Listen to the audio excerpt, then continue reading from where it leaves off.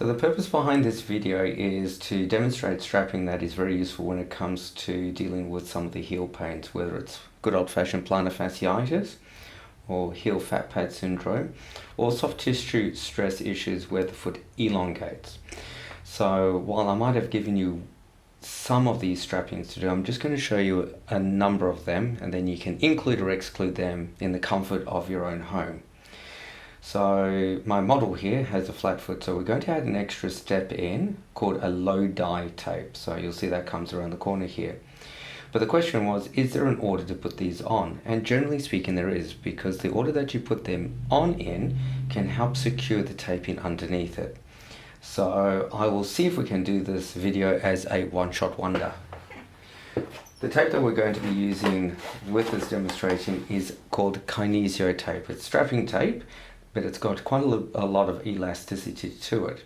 So it allows the foot to go through its usual range of motion, but just with a little bit of feedback against the skin. Additionally, if your foot swells, this strapping tape won't cause any sort of tourniquet effect, which is really important.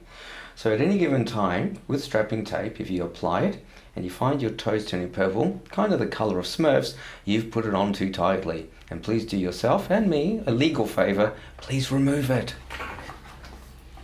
So one of the first bits of taping I do is the anti-elongation tape. So keeping in mind that the tape itself is actually quite stretchy, when you have a look at the length of the foot, you want to say do 2/3 to maybe 3/4 of the length of the foot. With a lot of these tapes, they've got 1 centimeter squares underneath, and you can work out the exact length that you need to make things comfortable.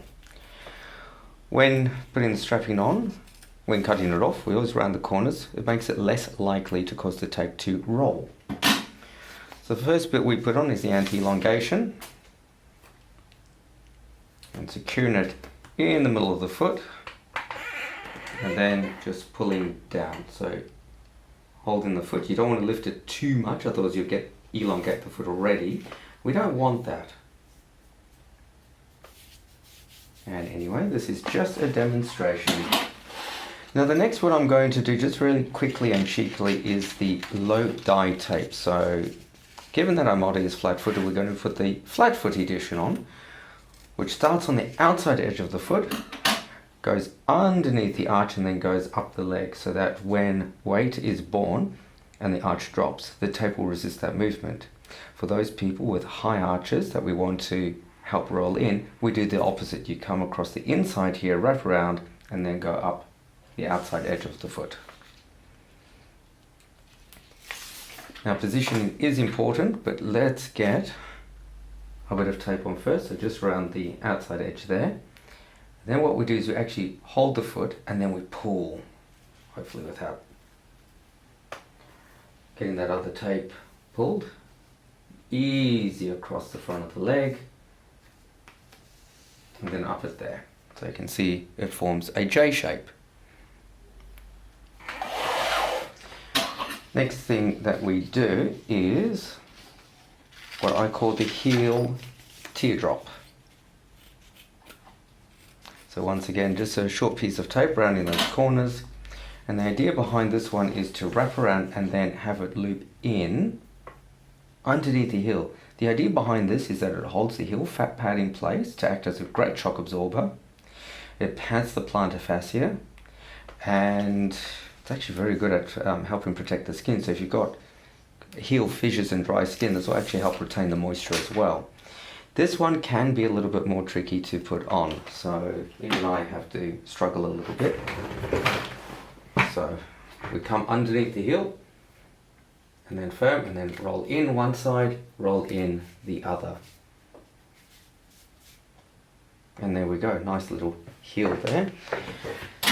Now, in the absence of the low dye, we'll also do a midfoot wrap. It just helps hold everything together, and you'll see the power of this in a moment, where I will squish the foot. So if there's any inflammatory process going on here, the elasticity of the tape will actually help squeeze some of that inflammatory fluids out. It also helps with the plantar fascia. So you see how all the tapes kind of come together there. Now, with some people with the anti-elongation strapping tape here, when they stand up, it's actually going to pull away from the skin. It bowstrings. We get our tape, nice and firm, let go in the last little bit, and then put it down, and we've got that midfoot wrap. I will admit this one's just slightly further forward than I'd normally like. Would normally go just a little bit further back, but that should prove to be nice and comfortable. It's behind the ball of the foot and in front of the ankle, so we've got a nice little area there that we can put it on. And then off you go and enjoy your life.